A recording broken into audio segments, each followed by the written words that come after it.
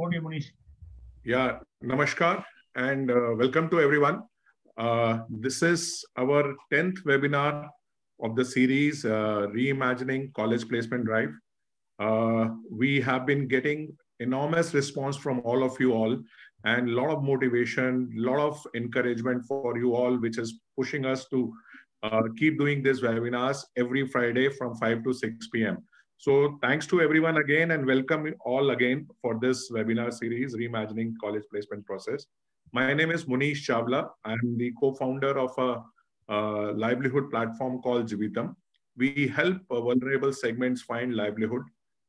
That's what our endeavor. We are having around 1.5 crore work seekers on our platform. The reimagining college placement process is something which we are asking in every college placement drive, and we are asking 5 questions essentially. And these 5 questions are: first, when the colleges are closed, when students are at home and corporates are not traveling, can college placement drive take place? That is our first question. Second question which we are asking is, should college placement drive also take place for BA, BCom, BSc, diploma holders, ITI students, not only for MBA and BTech students? We are also asking this question is that should college placement drive take place in those colleges where it has never ever happened? There are a lot of colleges across the country where this has never happened. Fourth, we are asking, can college placement drive take place for first year, second year, third year students? Why only for, students who are graduating? The first year, second year, third year students can find internship, apprenticeship, freelancer, part-time jobs for them. And lastly, we are saying why college placement drive has to be only happen once. Why not, till the time every student finds sustainable livelihood? That is, every student becomes Atmanirbhar. So ye har student banega Atmanirbhar is the movement. This is a student-led movement. These are the 5 questions essentially we are asking, and we are trying to reimagine the college placement process. Thank you all once again. I'll give you a brief about Jeevitam. Jeevitam is a tech-enabled livelihood platform providing work opportunity to people across country. We have around 1.5 crore work seekers on our platform. We are providing in livelihood opportunities in around 30,000 odd cities and 200 plus profiles. You name the corporate and they are our clients. That's how we are. We are doing a lot of innovative work. Along with National Career Services in the month of April, immediately after the lockdown, we did our first digital college placement fair, and which is not only now being in India, but with IBM, we are taking it overseas also. We, every year around 1 crore students enter into the workforce. We are trying to help these 1 crore students who are facing a bleak future. We have a partnership with Ministry of Labor and Employment and various state governments, central governments, and philanthropy organizations. So thank you all again for coming on to this particular webinar. I hope you find answers to the concerns or questions you may be having in your mind. So over to you, KG. Okay. For the video.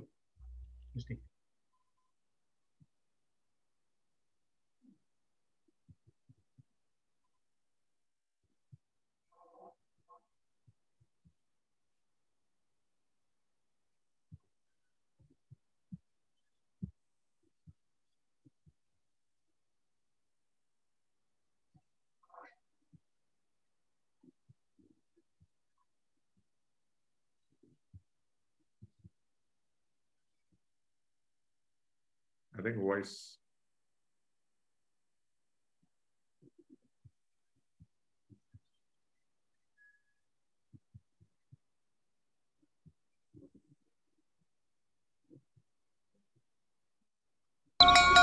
School की line में लगे एक आंख बंद किए इधर उधर ताकते, इसका मतलब शायद मालूम ही नहीं था। कॉलेज की भीड़ में दोस्तों के साथ ठाके लगाते भी कामयाबी पानी तो थी, मगर हम होंगे कामयाब ये सोचने की ना जरूरत थी ना मौका। माँ की नसीहतें और पिता के सहारे के बीच हम होंगे कामयाब के मायने समझना थोड़ा मुश्किल था। हम होंगे कामयाब का असली मतलब तो तब समझ आया जब जिंदगी ने हाथ छुड़ाकर कहा, ये तुम्हारी लड़ाई है, सिर्फ तुम्हारी। लड़ो, गिरो, उठो, फिर लड़ो, फिर गिरो, फिर उठो, अगर उठ सको। लड़ने ने, गिरने ने और गिरकर उठने ने हिम्मत तो जगाई ही, साथ ही जगाया यकीन। और इस यकीन को हकीकत बनाने में आपके साथ है जीवतम। अब परिवर्तन लाना है, लक्ष्य तो हमें पाना है, होंगे कामयाब एक दिन। हाँ, होंगे कामयाब एक दिन, होंगे कामयाब एक दिन। आइए मिलकर भारत को कामयाब बनाते हैं। सरकार की सहायता रोजगार के साथ जोड़ करके नई इकाइयों के लिए सरकार अब योजना बनाए। देश में रोजगार के अवसर बढ़े, उस पर हम बल देना चाहते हैं। होंगे कामयाब एक दिन। होंगे कामयाब एक दिन।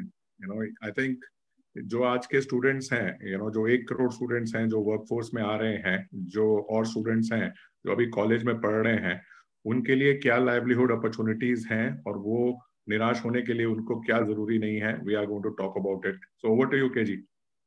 Thanks, Munish, and welcome to all the panelists. As I rightly said, that this panel is a high-powered women's panel. They have just come out of the 10-day celebrations of Navratri, where we celebrate womanhood, we celebrate the goddess Durga in all her forms. And we come back to a panel who also are going to be the ones who are going to give us answers to many questions that we have and currently really struggling with. And given the background and the experience of the panelists on the various aspects of finding livelihood, we couldn't have a better day than today, the 10th webinar of Jeevitam. So let me introduce you to the panelists as a panel of very distinguished speakers. Lata Gautam, who is the director of the National Institute of Career Services. NICS is also a partner, a valuable partner of Jeevitam, and we have been working together to conduct job fairs in the country. She has 28 years experience across various capacities. She's extremely well versed in administering programs in the human resource development and facilitation of training programs. And if you look at the way NICS is currently running, it is taking the jobs to the doorsteps of citizens. They have a well-oiled machinery. This Ministry of Employment has a person no less than Lata Gautam leading it. And by doing her job exceptionally well, the message you want to hear from her is, are people in this nation who are currently deprived of livelihood, is there a ray of hope? And she'll answer that for us. Moving on, we move on to another distinguished speaker, Nandini Sarkar. She happens to be the Global Equity, Diversity and Inclusion Leader of the Boeing Company. She also wears the hat of the Vice Chairman of the Indian Women's Network, Karnataka chapter of CII. Nandini has, if you look through her profile, she has an exceptional career so far. And being a woman, she has demonstrated that gender plays no role in success. It is just what the person's mettle is all about. Having spent over 2 decades in the HR function, she has wide exposure to learning and development, OD, and leadership excellence. She graduated in English and, in fact, practiced in the court of law. So you have a person who not only knows her subject, but can also defend her subject extremely well. She has worked across diverse functions, whether it be gender neutrality, disability, generations, cultural, sexual orientation, and this has led to a personality which we are going to look forward to during a conversation today. She also has won plenty of recognitions. The Women's Super Achiever Award, the 100 Top Global D&I Leaders Award, and Asia's Most Innovative D&I Leader, to name a few of them. Welcome, Nandini, and we hope you will also answer questions for us from the industry and explain to us how is the industry looking at the current crisis, and do we have answers to the questions that students and placement in charges have. Moving on to Aruna C. Newton is the Global Head of Diversity, Inclusion, Sustainability, Governance and Reporting of Infosys Limited. She's also the member of the Board of Studies Commerce at Mount Carmel College.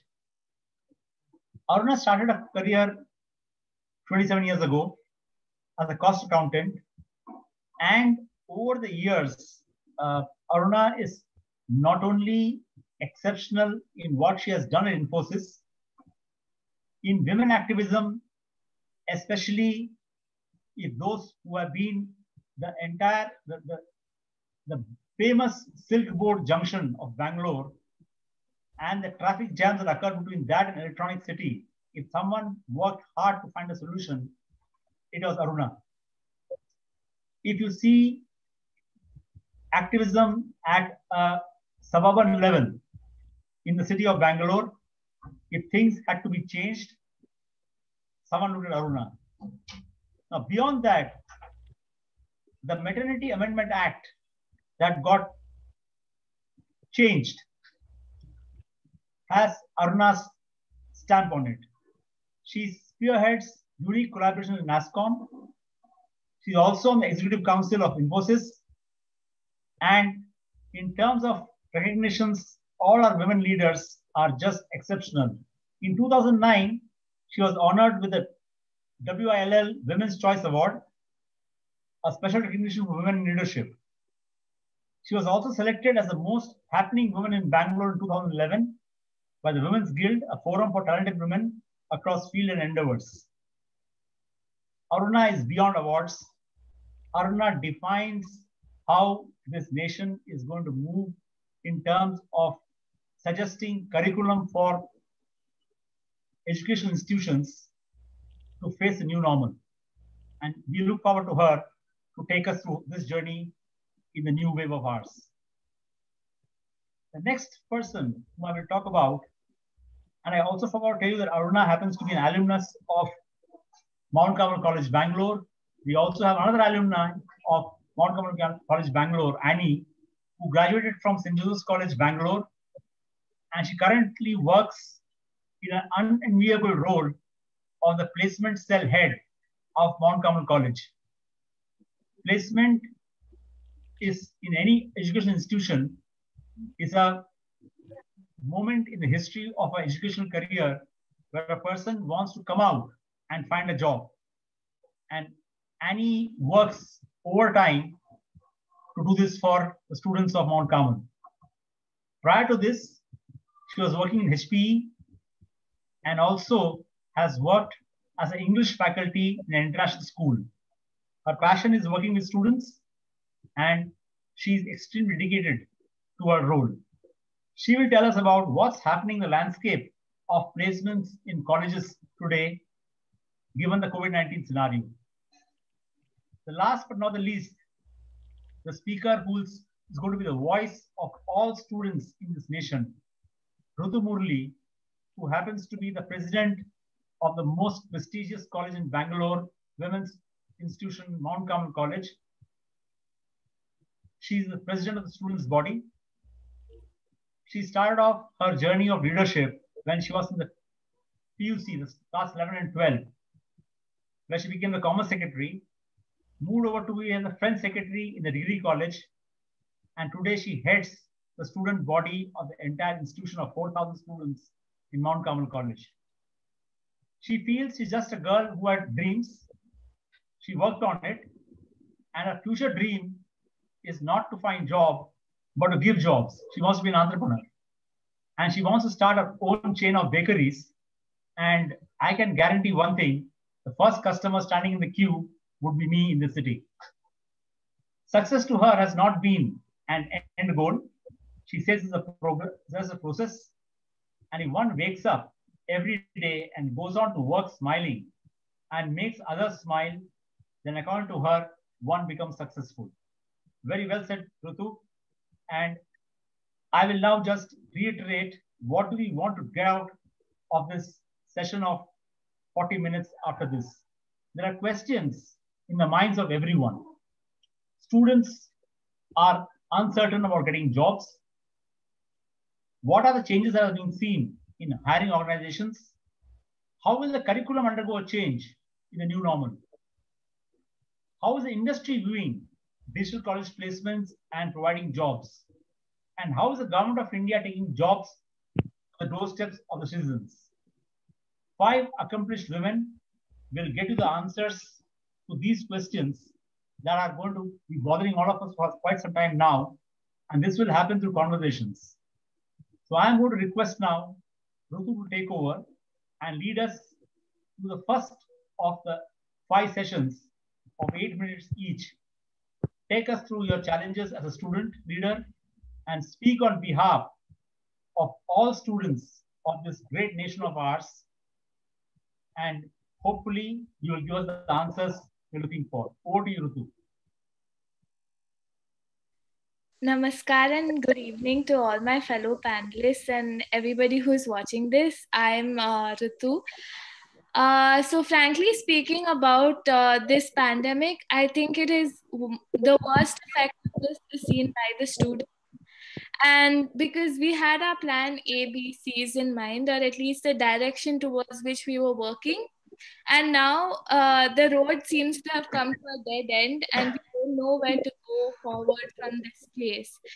Are we supposed to think of this as our new normal and change our plans? Or are we supposed to assume that everything will go back to its normal state and continue, having hope with our previous plans? What are we supposed to do? I think that is the question in most of the students' minds. So I before this webinar, I did a small research about what are students doing and what are the questions they have, and the 3 most things that I see my fellow Carmelites doing or students doing is, first thing is they're using technology. I think we are the generation who is best friends with technology.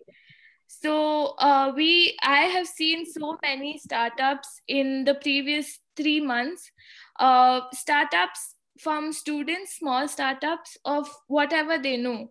They're making use of their small talents, whatever they know, how to make art, how to dance. They're teaching that and they're, getting their livelihood. Second thing is a lot of us have started to work with NGOs. Meaning, I know this pandemic has hit students the worst, but I feel there are people who are more affected by this pandemic than us. So, lending a helping hand, and it might be in the smallest ways, like, calling your gardener's son or daughter home and teaching them, because now is the time of online education and not everybody can afford it. So considering that, calling your gardener's son or daughter home and imparting whatever knowledge you have to them, that is one more thing that, I see us doing. And the third thing is developing on the skills that we already have, or, something new that we want to learn. Like, for example, like learn how to play a guitar or learn how to dance. Or if I'm interested in psychology, do a course in psychology, etc. So these are the 3 things that I have seen students doing. I went ahead and asked few of my friends, and since this is a panel discussion, I'd like to ask my fellow panelists these questions. So the first question that came up was, do you advise on us developing skills that are closely related to the course that we're studying in college? For example, I'm doing my BCom. Now, if I wanted to pursue a course in psychology or chemistry, would that actually add weight to my resume, or should I actually stick to something that is closely related to my course? Yes, ma'am. So I would want to look at it in two ways. Definitely not forgetting the theoretical knowledge that you have gained over this period of time. Let us understand it's a VUCA world and it's unprecedented. We very often use a statement saying that we are all in the same boat, but the normative has changed. The storm is the same, but the boats are not the same. So now, having said that, very interestingly, what I would actually recommend our student population to very closely look at is to garner life skills like agility, resilience, being adaptive to a situation, and thinking out of the box. Because challenges, what we see as a pandemic situation today, and we don't know what the long range impact would be. Short range impact is already there. We have a very restricted mobility today. We can't even go to our near ones, our loved ones. We are off work from the workplace scenario, and the world has been forced to get into virtual workplace setting. It's an adaptability. So try and see what are the life skills that you're garnering through everyday living this pandemic situation. That's one. Second, go beyond the normal. So think, what are those skill sets that would enable you to be having a competitive advantage in the job market? So that would be my recommendation. I would like to add, Rutu, your question was really deep, inviting a lot of reflection. Thank you for asking it. And I will agree when Nandini says, focus on the life skills. But I already see students doing a lot of work around working with NGOs, for instance, working with the community, for instance. Children are doing that much more than they would have in the past. And that's a very nice sign. So when you look at life skills, you're actually looking beyond just the vocation, but actually people skills, social skills, emotional skills. And I think all of you are doing that so very well. You must continue to do it. But to answer your specific question, should I study chemistry, for instance? Should I take up French? I mean, you're already good at French. Maybe should I take up a language, for instance? Can I take up additional subjects? And one of my recommendations is learn all you can. Do it. Today at Infosys, we are beginning to discover a multidisciplinary approach, even the development of technology. In the past, there was a very siloed view that engineers would be the only people, computer science engineers would be the only people developing software. Today, that has changed. Today, one of the big things that we're celebrating is multidisciplinary nature of specializations that come in from the humanities, that come in from commerce, that come in from different spaces to actually craft a solution that will be effective. You'll be interested to know today engineering colleges have introduced compulsory humanities subject. They've finally discovered that an engineer finally has to also deal with a human being. And guess what?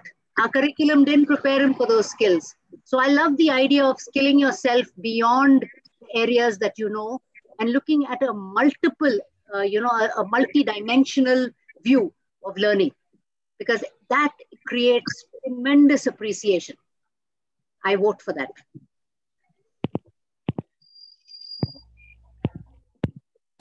Thank you, ma'am, for that answer. I think that cleared out one very big, this thing, because we were not sure if we're supposed to actually stick to this or we can explore. The second question that most of the students asked is, should we continue our studies? Like, for example, I want to go abroad and finish my further future education, my upper studies. Now, should I continue studying now, considering that I cannot go abroad? Should I continue an online course from the universities abroad? Or should we take a break, take a temporary job for year or two, and then again, go abroad later and finish our education? So my response, I think a lot of this is also governed by affordability. Different individuals, different students have different contexts presented to them. Ideally, I would love a child to continue to say, I'm going to learn. As a parent, I would say, just go learn, enjoy the learning, reflect in the learning, go deeper into the learning, learn to learn. Don't learn to get a job, don't learn to do a test, but learn to purely appreciate something, because that is key. That's the kind of talent we want to see. That's the kind of strength that we want to see. So the choices are very, very individual, very personal. Even if you are not going abroad, abroad need not be the only mecca in order to study.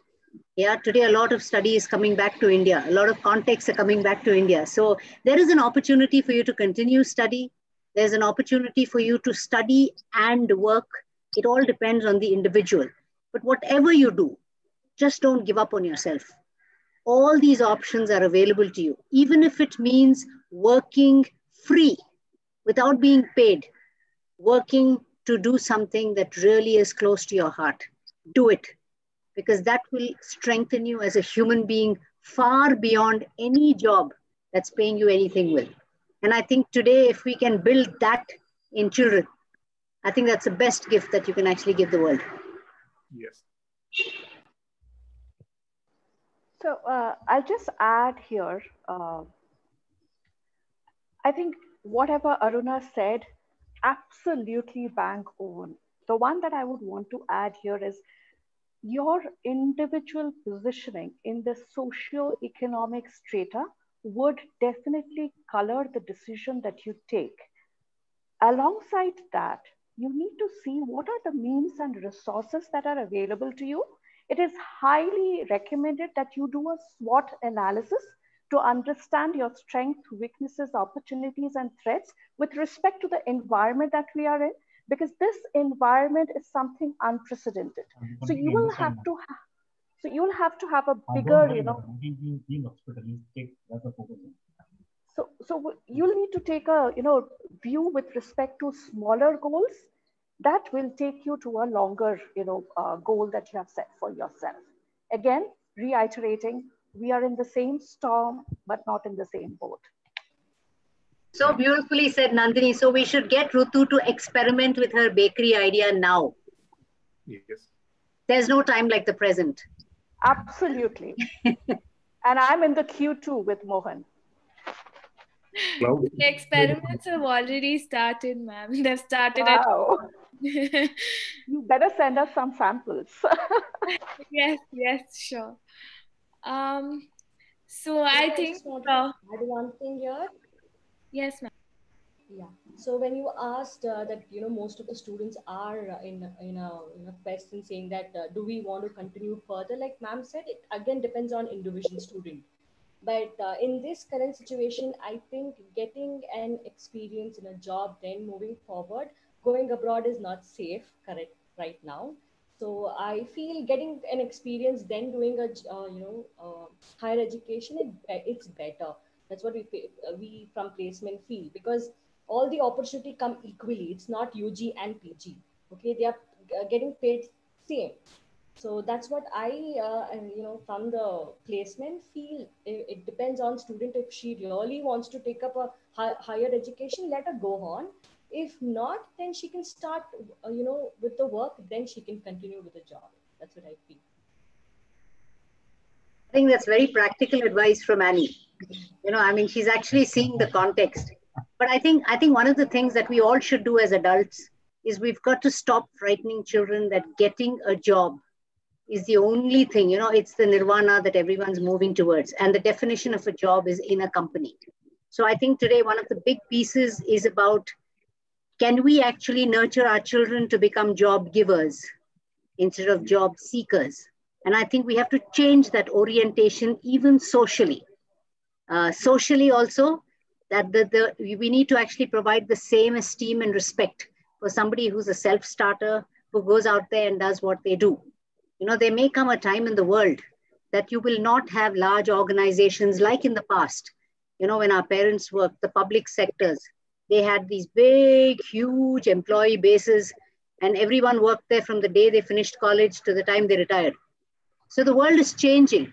And I think the new notion and the new normal is about the new definition of what constitutes a job. And that's one thing I'd like children to keep in mind. There's nothing great about working for a big company or a label. Create your own company and make everybody die to work for it. Super, super, Varuna. I think you have summarized it well. Ritu, over to you to summarize. I think the passion is so high, we are overshooting time for each session. That's okay. But let's summarize now. Ritu, what is your final understanding of all the answers you got? From all the answers I got and what the ground reality is, yes, our plans are backfired. Yes, we don't know what our next step is. But right now, we can build on our skills. We can, like Aruna ma'am said, go ahead and explore, learn for, learning and not for a job. But in case you're looking for an actual source of livelihood, take up temporary jobs. Does not have to be in a big company. Retailers are actually looking for jobs. So go ahead and work wherever you get a job. And the third thing I'd like to say is use technology to your advantage. There is no generation who knows technology like we do. Go on LinkedIn, put up your profiles. Somebody will come and give you a job. If you're looking for a job in the more cultural aspect of it, DM your favorite artist. Maybe they'll reply, maybe you'll get a job, you never know. So use technology to the best. And lastly, just don't lose hope. This is going to be okay, and we all are going to do well. So don't lose hope. Well said, yes, Ritu. I think well said. I think moving from a student leader perspective who spoke on behalf of all students of this country, the next person who's going to speak is going to be Annie. And Annie, I call you the Amar Akbar Anthony of this group, Annie Fatima Shruti. So I believe you have answers to all questions and you know what's happening in the companies that come to campus today. So let's start listening to you. Tell us your experience and what questions do you have as the head of placement of a large women's college in Bangalore. Over to you, Annie. Thank you, sir. Good evening, everyone. My name is Annie. I'm the placement coordinator of Mount Carmel College. I take this platform to, to thank Jeevitam for giving me this great opportunity. About the placement cell, how Mount Carmel Placement Cell works. As you all know, the COVID, we are all living with COVID-19 now. So there's a new norm which has been come from the organization to, the staff that you should have a social distancing. So I think all the recruiters now have started with that norm by recruiting virtually from the pre-placement talk till the onboarding process, which is completely virtual. Where in previous years we used to have recruitment process in a day or two from aptitude, technical round, or HR round. But now it takes weeks together. So it all depends on number of students, the issues they are facing, and how getting another opportunity to sit for placements. It's completely difficult for us to handle, and for students also to adapt a new culture. And coming to the recruitment process for the corporate world is dramatically changed. Like I said, the nature of engagement is become in a short term. So the companies are hiring for internship, freelancing, like one of the panelists said, and part time and gig working. So the process of recruitment is it's become very stringent now because the company's vacancies are little less, and they look for students with more of skills, not academic based nowadays. And like with the current situation, the salary is also relatively reduced, like 20-30% is being reduced. But I think most of the top companies are maintaining the same pay scale. So that's one thing. And getting into a top companies nowadays is very difficult. That students should know, and give your level, try your level best to give your skills, and get into a company. And likewise I see that there's a gap between the industry and academia. Like maybe the company is becoming more you know reinventing on process approach, and too much of business. So that's what's happening nowadays. And likewise, I want to inform students that there are many requirements by the corporate, by the organization. You need to look for different opportunities which is coming in. Maybe it can be a part-time, or internship, and so on. If it is full-time also, there are many opportunities, but don't look for your own domain, because now in current situation, uh, you can't stick on your own domain and sit and wait for a job if you're very keen in. Take an experience, get the job. You learn more when you get experience. Maybe any specific job, get an experience. And I think there's something popped up in my window. Okay, sorry. So, like I said, yes, getting into a job, don't look into your own domain. Please try and get an experience. If if you're looking for a domain specific, jobs, go ahead and try if you get one. But please don't wait and waste your time. That's very important. And learn more of skills. This current situation, I think you can learn more when you're sitting at home. You can learn a lot of things.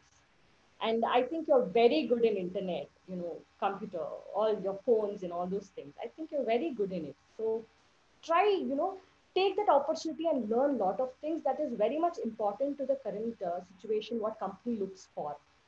So that's one thing. And I like to reset an expectation for students to focus on industries that may engage in large scale hiring. Like we have customer centric industries, digital payments and content and health care. And I think we have even more of automobile sales, which is coming up for most of the students. And even life science students also get opportunities in pharma and research. So grab those opportunities and sit.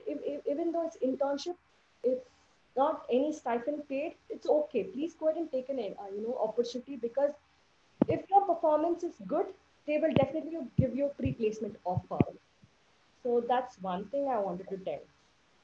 And yes, I would like, I just want to, end the session, pause here. And there are just three things most important to the students. Yeah, there are students here too. Let me go ahead and tell three things. That is, skilling, reskilling, and upskilling. Skilling is learn new things. That is, multitasking or computer based or critical thinking and sales, negotiation. Learn all those things. And reskilling is reskill yourselves. Okay. And upskilling is nothing but upgrade yourself in this current situation. Take the opportunities which is coming in. Don't lag behind and waste time. Take all the opportunities. Learning is very important, which makes you a success. So I think I just want to end here. If you have any queries, you may go ahead.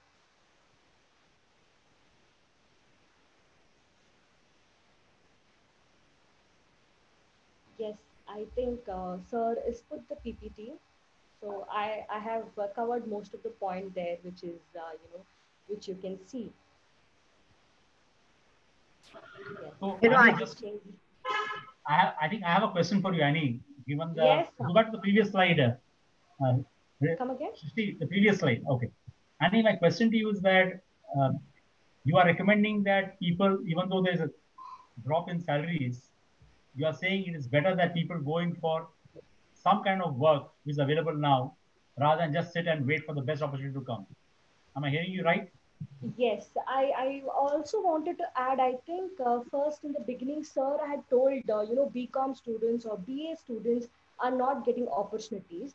But I would like to, tell, I think most of the colleges, like even including our college, we give opportunities for both UG and PG, like any streams.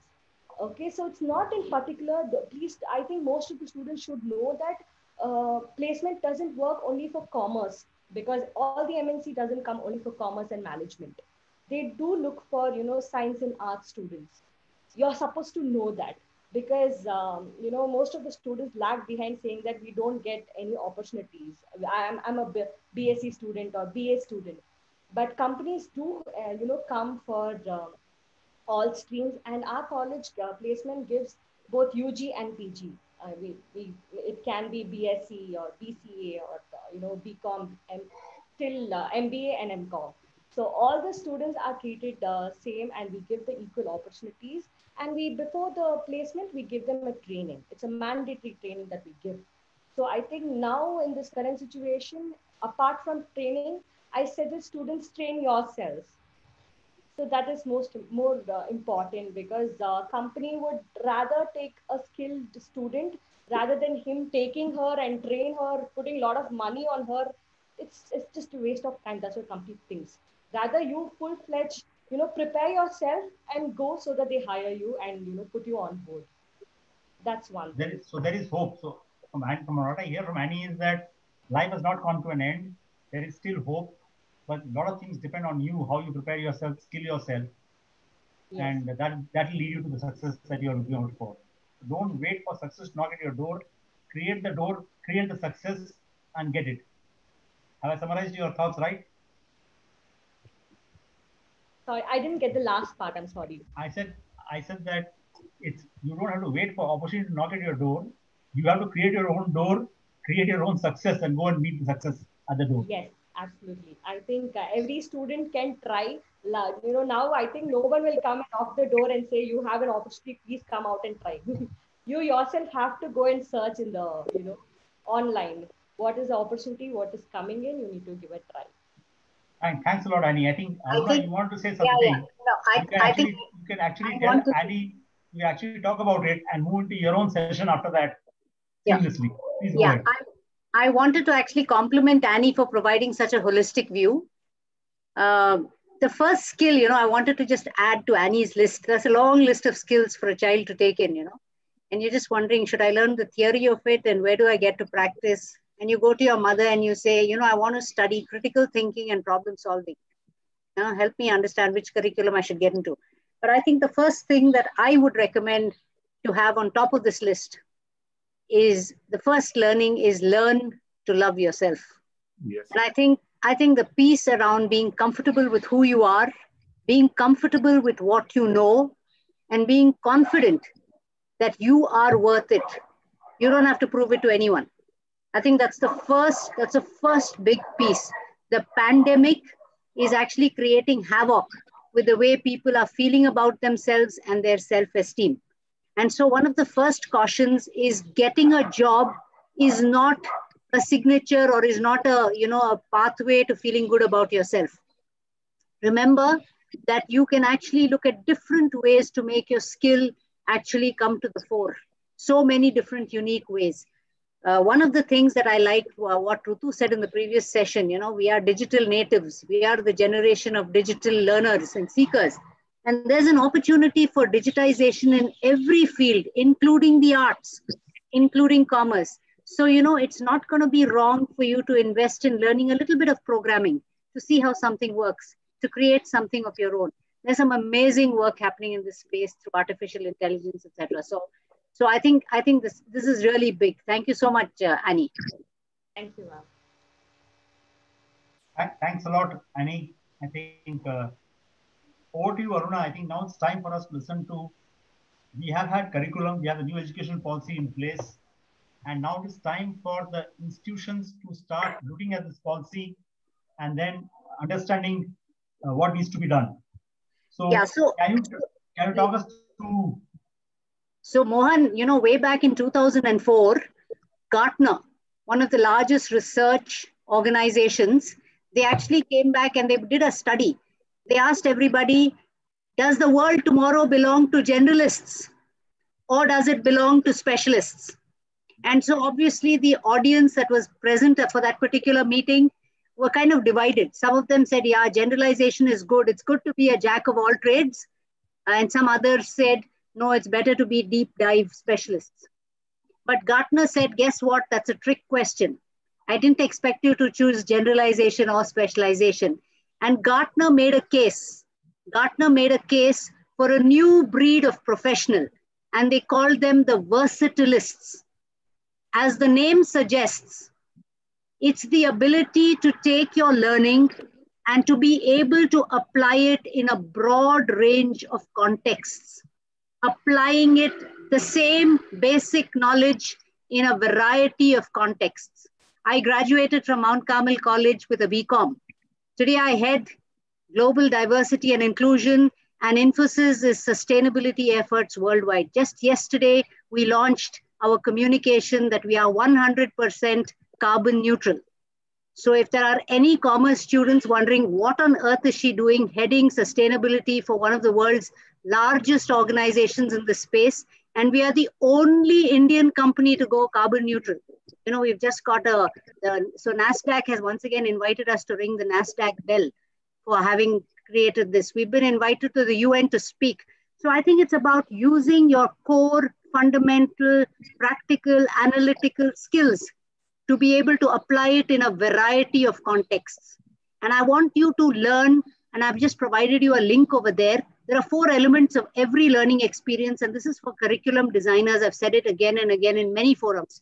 Every curriculum has 4 parts, and it must cover why, what, how, and the most important piece, which is what else or what if.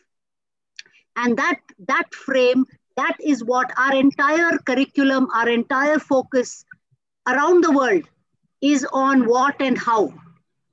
Teachers and curricula have to shift the focus to why and what else.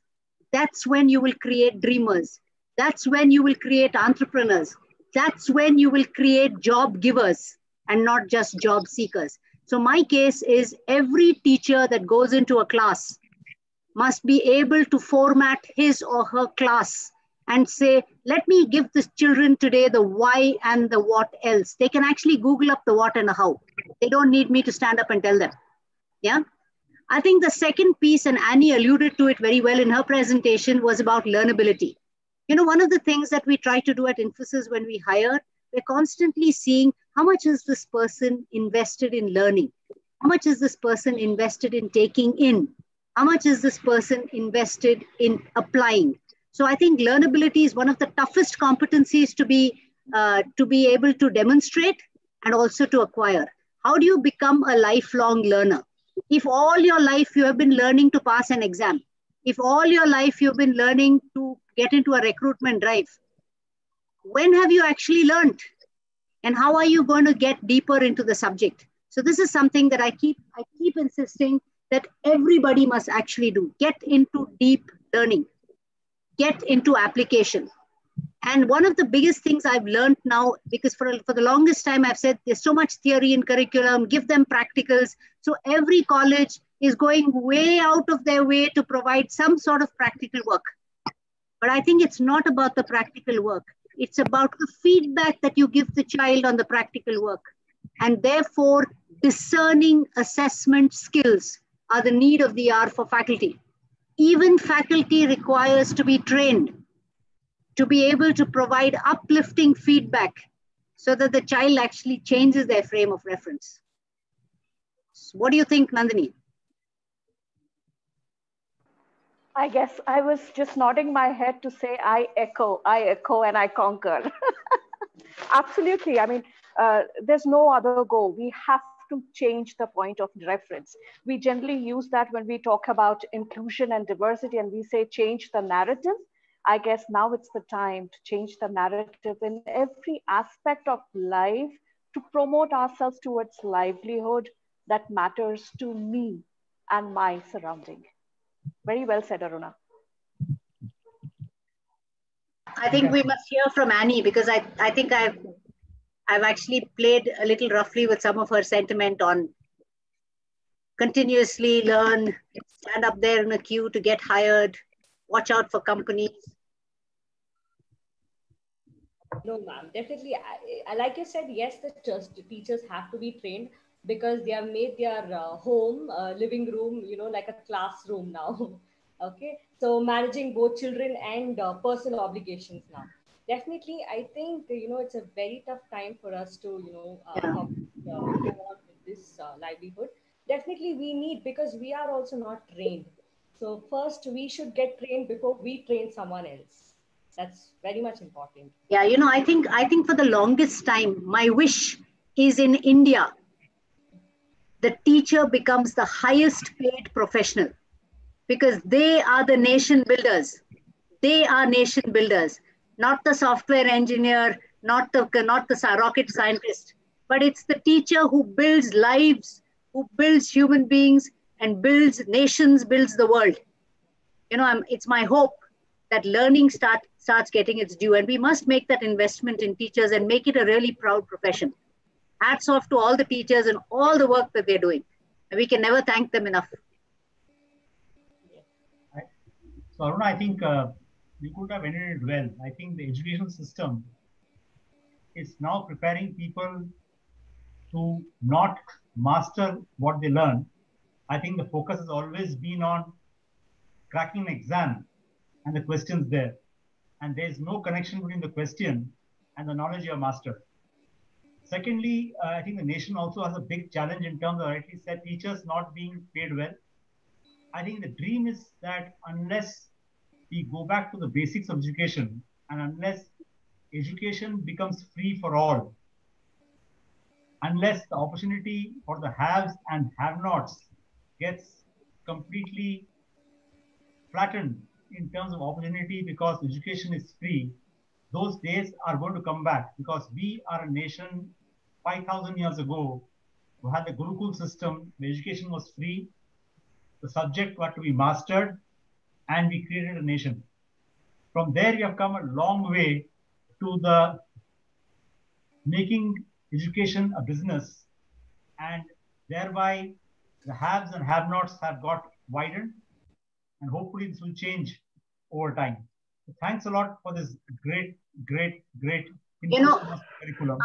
I have to add a last word, Mohan. I just have to.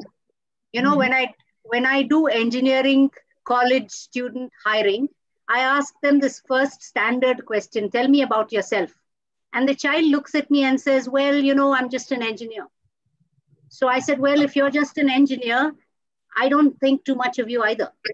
So I think this whole piece about giving them the feeling of respect for themselves and who they are, I think that's such a big piece that is actually missing. But, I want you to focus on, I don't know if we can divide, if we can bridge haves, have-nots. I mean, those are very large goals. But if you look at India today, for the longest time, I've always said, remember we did I remember, Mohan, we went to class together. So you remember all those long answers in history, geography, and social studies. Why did India not achieve its 5-year plans? It was the population. But today, that very same population, we call it an advantageous demography. India is the only country in the world with the youngest population. If you go to Germany, if you go to any part of Europe, schools and colleges are closed, not because of COVID, because there are no students.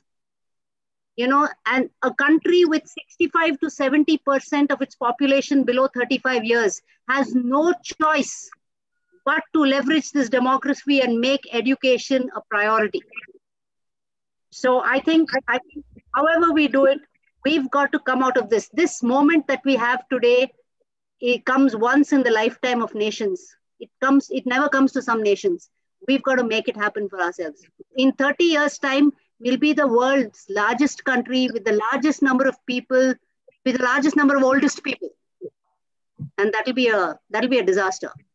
So I think it's this generation that's got to do something and do something urgently. Great. So thanks a lot, Aruna. Over to you now, Nandini. You come from one of the world's largest airline organizations, most respected and renowned. You also represent an industry body. what do you see in the future ahead for us in terms of organizations coming to institutions? Do you think digital campus placements are the way ahead? So over to you to take us through your journey of what you are seeing in this current environment. And before I ask you to go ahead, 80% of our people watching this current roundtable have requested that they don't mind extending this by 15 minutes. So we have some more time to chat. So you don't have pressure for time. So please go ahead and take us through your learning of what's happening now from an industry perspective. Over to you. And then I think that's the internet issue. Should just come back.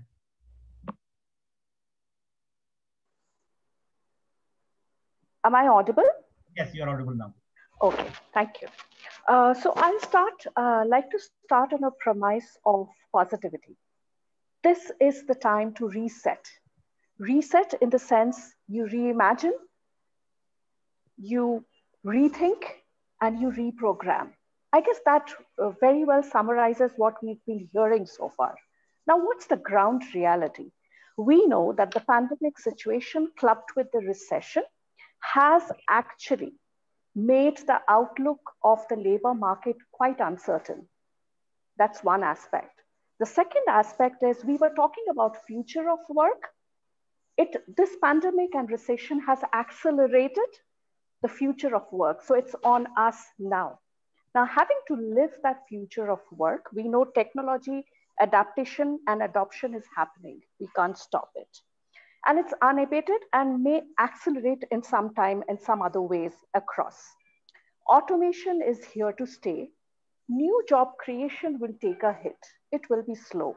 So no new job creations are happening.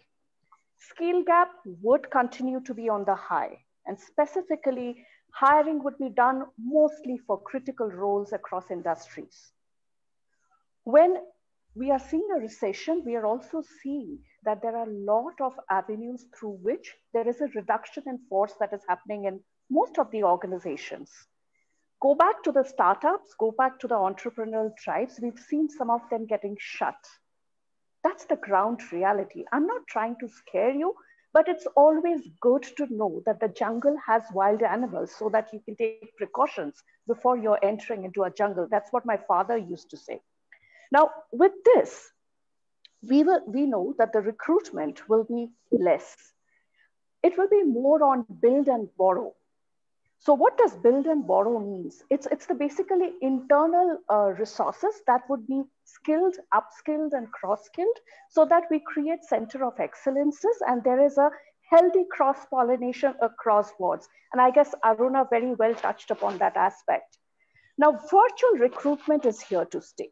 So we need to garner those skills so as to be able to face the recruitment board or the panel or the diverse hiring panel in terms of appearing before and going through the process of virtual recruitment. Lending a transition to remote working is here to stay. More than 40% of the workforce in most of the industries, we will see that the employees are expected to work from home. Hence, there is a flicker of hope. Before that, let me quote a data from a recent Employee Provident Fund, which in India, and it said that between 2019 2020, there was women in workforce participation, which was about 22.76%. 2020-21, we've seen a hit and it's 19.98%. So there is hope. The second one is by 2027, the year, India would have the largest workforce with more than 1 billion people of working age. And we already heard what Aruna had to quote there also about people being under the age of 35. So the flicker of hope that is there, is first come out of the dreaded drama triangle. Let's not think that we are a victim of the situation and the persecutor is the COVID situation and the recession, and look for somebody to kind of rescue us, from this situation. Rather, take this up with the empowerment dynamics working within ourselves. And this is an appeal to the parents and the teachers and the educational institutions, and also for the placement cells to guide the students of today, that you need to think yourself as a creator who's able to think out of the box, innovate, and create those avenues towards livelihood. Think of the situation as a challenge. Look for coaches and mentors who can guide you better. Because again, I would reiterate, and that's become my famous statement now, we are all in the same storm, but not in the same boat. Now, what are those flicker of hopes with respect to industries that we see, which would be coming ahead in terms of having more recruitment compared to certain other industries who've taken a bigger hit in the COVID pandemic? Would definitely be e-commerce, healthcare, pharmaceuticals, grocery chains, delivery services, virtual technology tool, definitely into content creation and artificial intelligence, and not to rule out entrepreneurship. We had Ritu talk about taking a fascination to baking. Have we thought that in the process of baking, we are basically learning the steps of project management? Try to seek for those avenues where you're picking up a life skill that could be translated to your employer's need. And that's what exactly we need to do. And again, an appeal to the parents and the teachers here, that you have to show them the path, the students the path, to have that self-esteem within themselves. Because without that confidence, without that self-esteem, without loving oneself, which Aruna was also mentioning, you will not be able to kind of tide over this phase, because we are all grappling with it. And most of the answers in terms of how to tide over is still unknown to most of us. So here are my two recommendations. Clarity over certainty, prepare versus plan. Are you looking for certainty? Definitely not. In the VUCA world, we cannot have for sure something that is certain, because we don't know what the certainty is like. However, you can always try and look for clarity of the situation. What is being seen vis-a-vis? What are those things? As I said, please fall back on the SWOT analysis. It would really help you kind of make those decisions for yourself.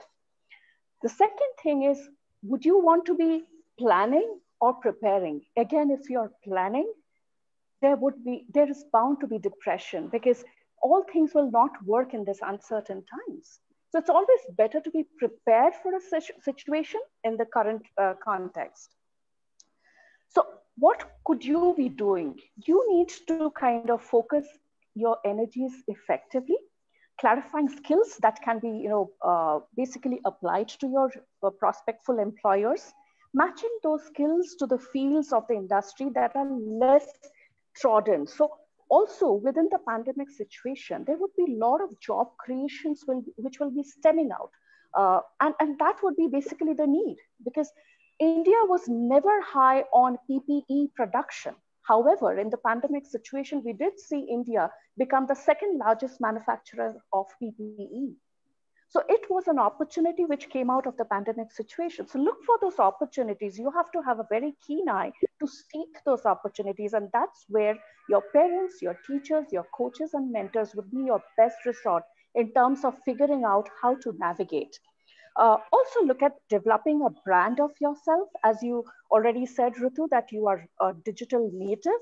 So being a digital native, exercise your best judgment in creating a brand on the online digital space, be it your Facebook, Instagram, or LinkedIn. Keep your eyes open in terms of looking at those opportunities which are opening out for internship or contractual obligations, because as we are working on a virtual workplace mode, there would be different kinds of temporary working opportunities that will come out.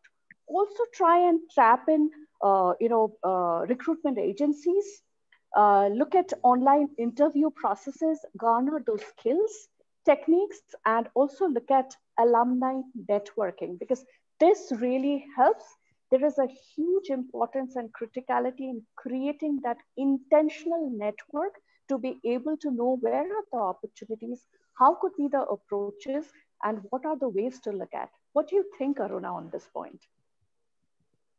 No, I think you've said everything so beautifully. You're telling everybody, guess what? Every one of you is really worth it. You can do it. The only thing that I wouldn't stress so much on is go out there, stand in a line, get interviewed, get that job. So I think we've got to neutralize that piece. And, I was looking at the chat window and I must reach out to Tenzin. I don't know, Tenzin, if you're still on the call, but I want to say, Tenzin, you are the best gift God's given to the world. A result of an interview should not break your heart. Absolutely. Because you have a life ahead of you, and tomorrow you will become a job giver. Remember how many hearts you're going to break. So you've got to be careful about that. I think everybody cannot possibly get into a particular kind of job, which is okay. And I think it's important for you to take a leaf and rediscover yourself. So don't feel bad about not getting the job. It's not a big deal. Yeah, and that's where I said, don't have that dreaded drama triangle that I am a victim. Oh my goodness. So it's not a roadblock. You just have to deviate. When you're driving and it's a traffic, you have to reach somewhere. You definitely do take shortcuts or maybe a route that could be longer even, but at the same time will have lesser traffic. So just think life as a road that you are on traveling, and don't lose hope. Believe me, there is always sunlight and sunshine on the other side, and we'll tide over. Monisha, I have to say one thing. I think this is a beautiful forum that you've brought together. I want to thank you and Mohan for it. One of the things that I want to make a suggestion about is, can we focus a little on how youngsters can continue to take care of their health while all of this is going on, and how sport can become a sport, art, music, whatever that they like, can become a huge way in which they develop themselves even beyond this mad rat race of stand in a queue, get that job. So I'll just add, so health, both physical, mental, and emotional, because everything matters when you have to have that inner peace within you, because without that, you can't take decisions. I think Chaya D is agreeing what you're saying, Nandini. Mohan, if you do a poll on how many people on this call have an interest beyond the studies that they are doing. You're talking the wrong. No, it will break audience is a different audience. No. How many of them have? No, I'm just saying, how many of them have an interest beyond their studies? I'll tell you one thing. This audience is the wrong audience to ask, because it's a Mount Carmel College biased audience, and 90% of them are just... No, Mount Carmel College audience is a phenomenal audience. Don't you dare say that about my alma mater. That's why I said the wrong audience to ask, because you got 100% hands raised. They are beyond studies. No, but I think what happens is we focus so much on that study and job that we forget to tell them to live a life. Very true, very true. Yeah. Very true. So I wish them a great. I want to add on to your point, or to give you a student's perspective on it. I myself am studying BCom right now just for a backup, just so that if my bakeries don't work out.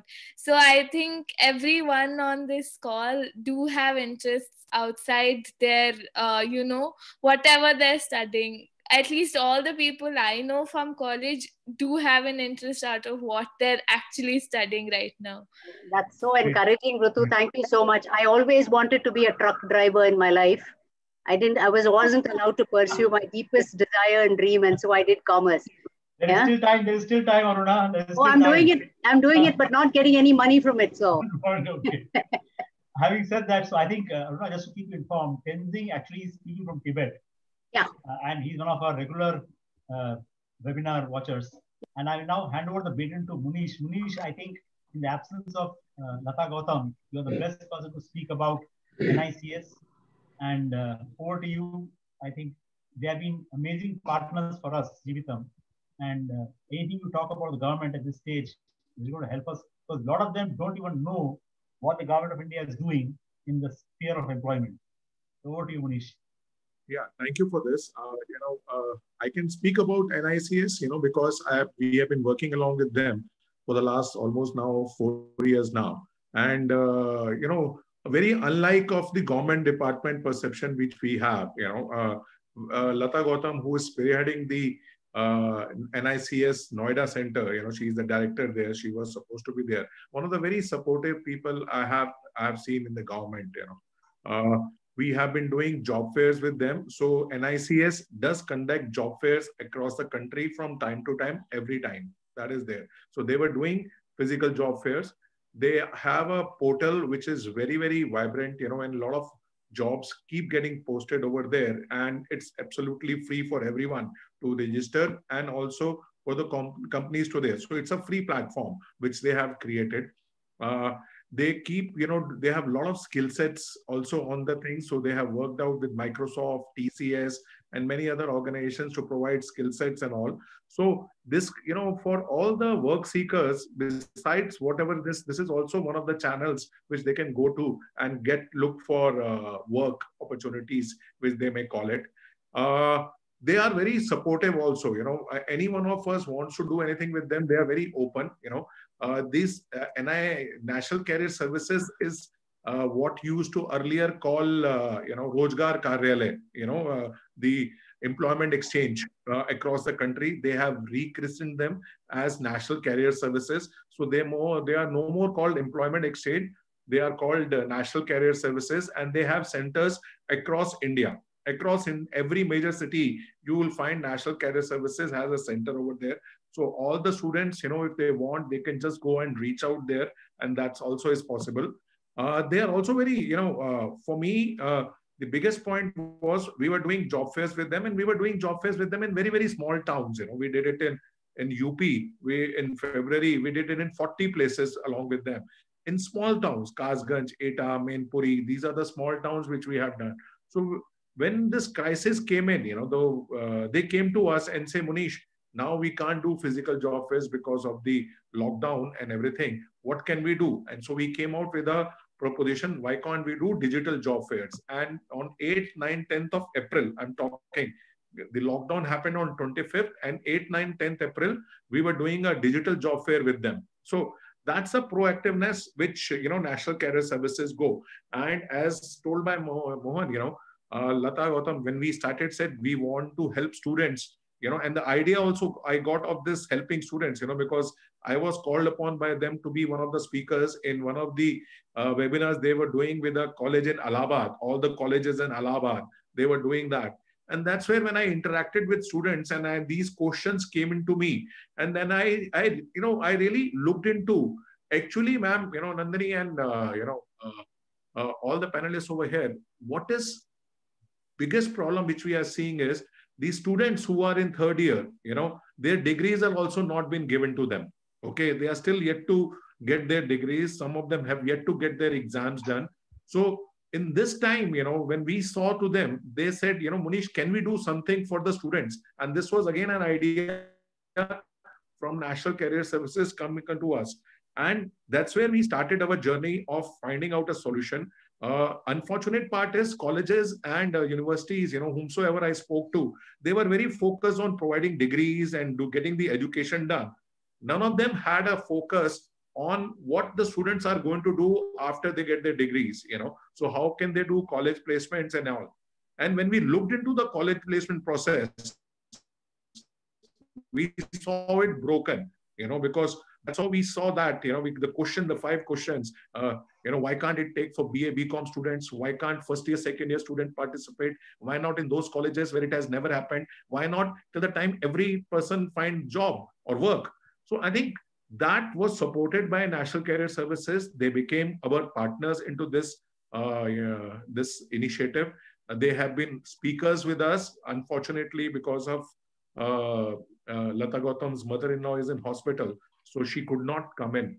She had medical urgency there. Otherwise, she would have been here, as she has been always a support to us. So National Career Services is very much focusing on students, very much focusing on providing livelihood opportunities across sectors, across the country. So that is there. KG, can I ask 2 questions, which are going in my head, with all the panelists over here?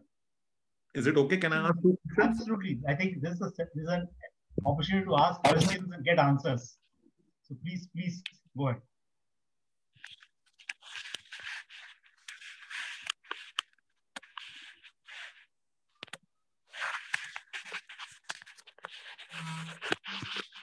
Can you hear me, Manish?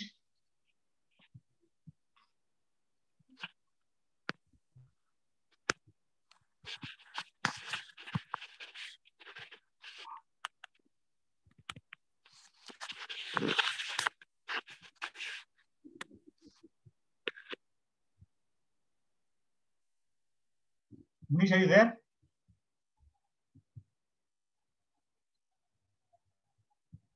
I think the internet problem, bandwidth issue. He's struggling to.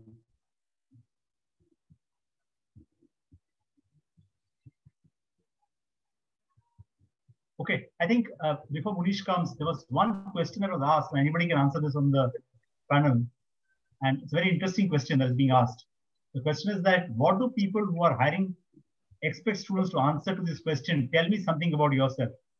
This is like a trick question, but still a question worth asking. So, Aruna, Nandini. Yeah, I can answer that. Every time I ask please. a question, tell me about yourself, I'm actually expecting a response that allows me to see the person holistically. And so one of the things that I look at is, I look at the body language, I look at the person and the words that they use. Like I said, if you said, well, I'm just an engineer, then, you don't expect me to think highly of you. So I think I look at the body language, I look at the words they use, I look at the way they narrate their story beyond their academics. So for me, it's very important to see a rounded individual. There are so many things you can actually pick up, from values to what somebody deeply cares about, to relationships. It's very interesting. And it's also a very, very good unfreeze question.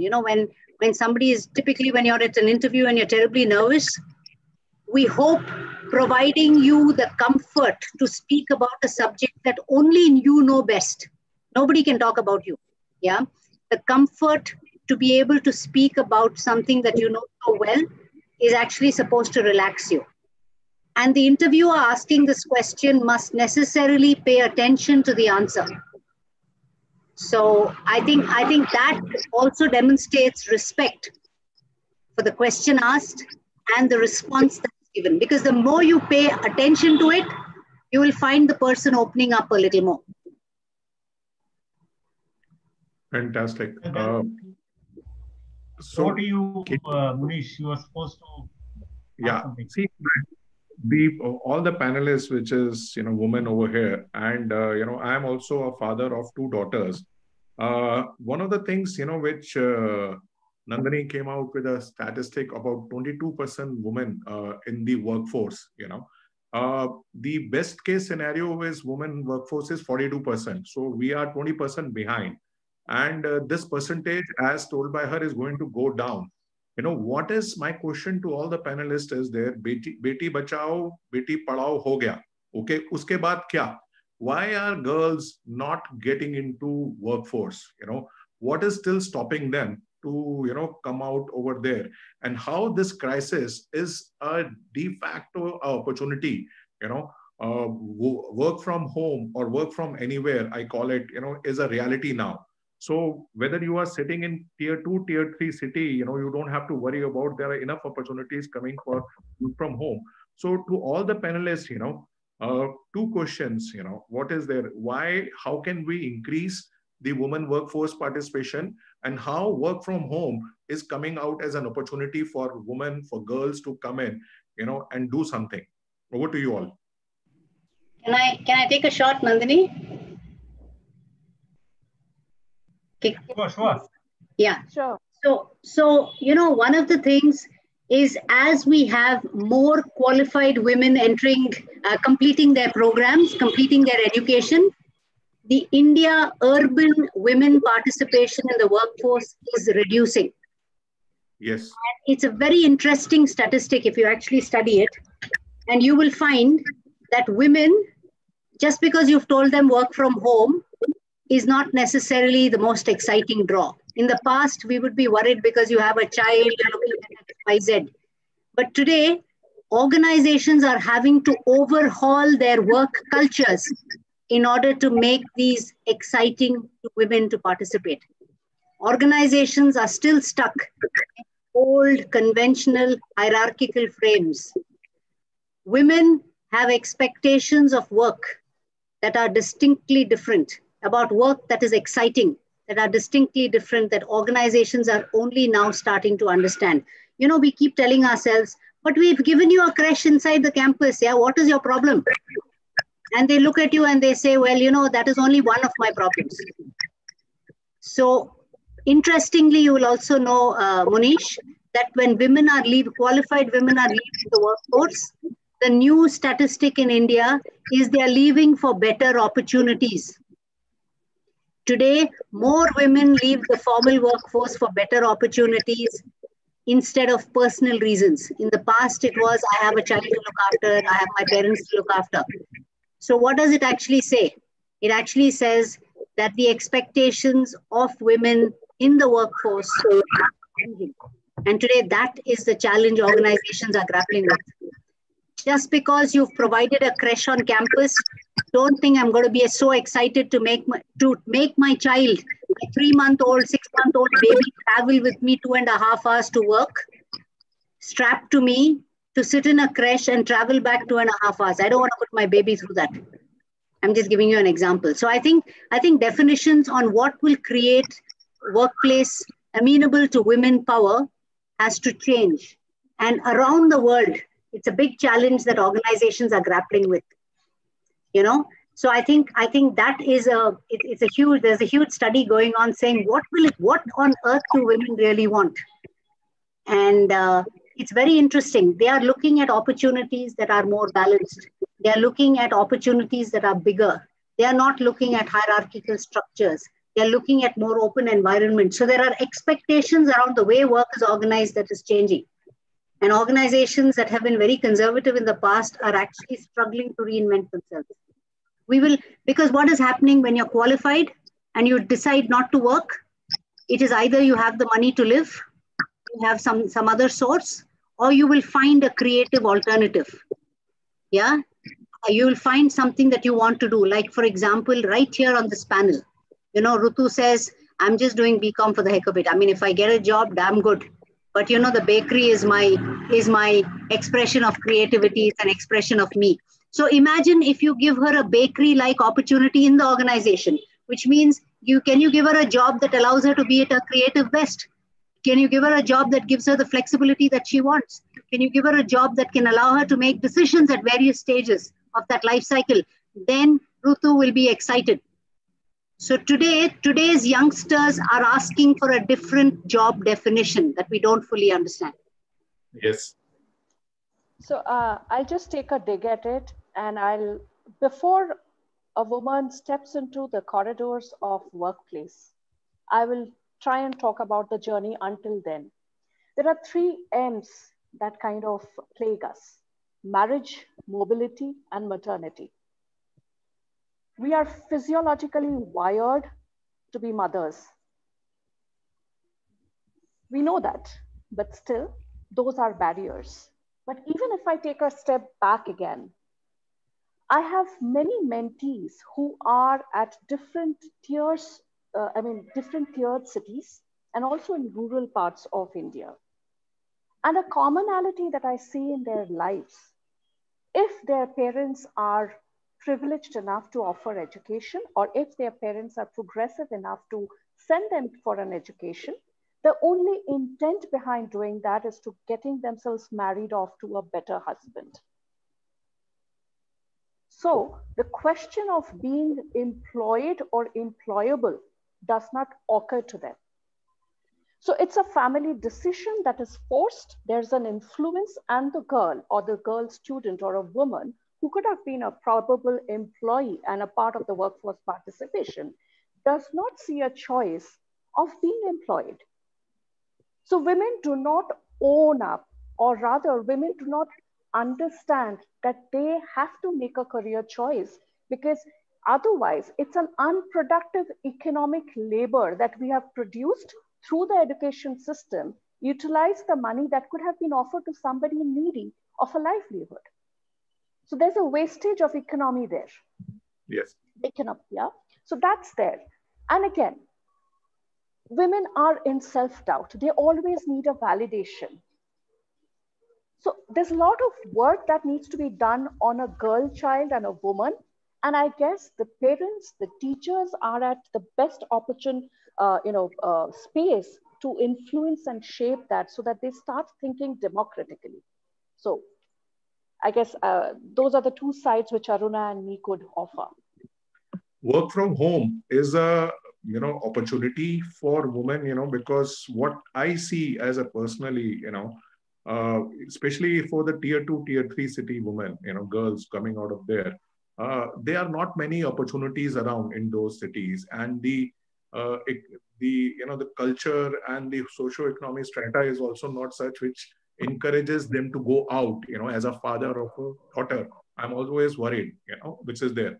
So this work from home, was not an option till the month of March, and it has suddenly come as an option, which is a workable option. I speak to the BPO CEOs, and they keep talking to me, not on open, but in there, yes, we could not hire women earlier, because there were shifts which were not there conducive and everything. And now work from home gives an opportunity for them to hire those women, which is there. So while everyone is talking about, the percentage going down, I am seeing as a, we at Jeevitam actually are seeing this as a big opportunity for women, for girls to come into the workforce and, work from anywhere. And, how are you seeing that? How is Aruna seeing that? Something which is going on. How is my other co-panelists doing that? Yeah, so Manish, this is a burning $1 million question. Is work from home making more women come to work? Yes. The answer is yes. I agree with the statistics that you presented that it is making opportunities open to more women to participate, especially tier 2, tier 3, those who were many times finding it difficult to participate. Again, this whole challenge of coming to the city because your job is in the big city, and then living in substandard conditions, and then working every day. All of that has got neutralized because now you're working from your home, you're in your hometown, your cost of living has gone down because you're staying in your own home. So I think that is a big plus. What is not working very well for the women is that women are, now what has happened because we are working on this work from home, the expectation is that you're available 24/7. Because kya hai, go and put on the computer, you don't have to travel anywhere. You should be available when the client calls you. So women are finding, not only women, employees are finding themselves spending more time at their work at home than they would earlier find when they went to work. Of course, the travel time, etc. So I think in this new normal, people are also learning, how do I manage my time with discipline? Because at home, you have so many different things that are happening around you. You have your parents, your family, your children, your husband. I mean, there's lots that's happening. The children, young children are very distracting. They also need to be engaged. There's so much that's happening. So I think women are also looking at how do we manage all of these? Earlier, you were not in the house, so you were concentrating on your work. But now with all of these, how do you still make your work productive and effective? And I think that's a learning journey. That's a new journey. But clearly, it's heartening that women, and not just women, but a lot of people with disabilities, they actually comprise more than 30% of the potential for the workforce that were left out of jobs for the longest time. I think today, organizations must look at ways to bring them into and fully integrate them into the workforce. Because, if technology can actually help to make this participation effective, then I think every organization must make that investment. I'm totally with you, ma'am. Totally with and you. I'll just add one point. I mean, which is worth a kind of close focus, is that because of the increase of screen time and thinning of day and night, availability expected 24/7. What is happening is the employees are finding it extremely tough to whether take a break or not. So people are not planning their leaves. And even if they're planning their leaves, there is a call because there's an expectation. You're not traveling, you're not going out. So what about taking a call? It's okay. So we have to make some intentional boundaries which divide our work and life, because otherwise work-life integration will be a big hit and that will create burnout. So we need to be mindful of that. I think well said, Nandini. I think, Munish, we have exhausted the 15 minutes we gave us. We took over 15 minutes more. I think extremely invigorating discussion that has happened so far. I think people have come from multiple streams, and it's important for them to know that Jeevitam's technology platform is actually trying to demolish geographical boundaries, is demolishing the distance between a tier 2, tier 3 town and a tier 1 town. We have almost 45% of our audience coming from tier 3 towns watching these webinars over the last 10 weeks. The momentum is growing. And I again want to take this opportunity to thank each of you who have come in and contributed to giving answers to questions which were always on the mind. The doubt was, how do we ask and whom do we ask? Even that got answered today, I think eloquently by all our speakers. What I would like to talk about, Shrishti, the last slide, last video. Please go to that slide. So what we want to tell you is that the Jeevitam technology platform aims at only one thing. It wants to bring the workforce from the hinterland and connect them to the jobs. So I'll give some simple examples. Let's assume that there's a person who needs a job in as far as Asansol in West Bengal, and there's an Uber Moto job available in Calcutta. How does this job requirement reach the person in Asansol was always a challenge. Given the Jeevitam platform, what has been done is that we are trying to make one number in the fingertips of every citizen in the hinterland who seeks livelihood. All he has to do is call this number. There are in 21 languages. He just has to call through the IVR voice AI process, get his profile updated, and then technology takes over. And if it matches the Uber Moto profile on our platform, he would get a robocall to get all his profile details updated, check the compatibility with the Uber job requirement. And once the match occurs, the next stage takes over with Uber interviewing the person. All it requires is he remember one number. And if a crore of Indians actually understand the 100 crores who are there, of which at least the younger 35% to 40% who are requiring jobs in the hinterland, if they have this number in hand and they call this number, then path to livelihood starts. So thanks to so open with your guidance to those who are really looking for these answers, and hope to see you back on another day and trying to regroup for a different session. As Aruna says, the hockey player that she is, how many of us are really healthy and want to do things beyond the college? So thanks all once again. So over to you, Shrishti. Let's listen to that single number, what I call the dum-dum video. Before that, please, can I have everybody smiling just for a photo? Okay, 1, 2, and KG sir, if you can come a little bit on in the middle. I should come a little more closer in the center. Yes, sir. Okay, that's good. I thought it was a good way of having away from center. Okay. Okay, 1, 2, and 3. Okay, thank you so much. Now I'm just sharing. Thank you, Shrishti. Thank you. And now, this is the number the world has to hear. This is a number that Indians have to hear across the nation.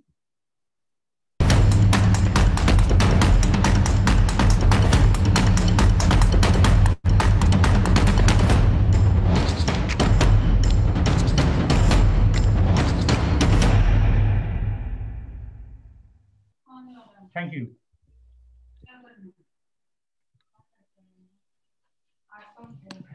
Thanks, everyone. So Thank you, everyone. Thank you for this wonderful opportunity and conversation.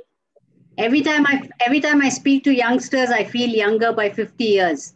Thanks a ton. Thanks a ton for making my evening so special. Thank you. Thank you very much. Thank you very much. Thank you. Thank you so much. Atmanirbhar is something, our movement which we are taking forward.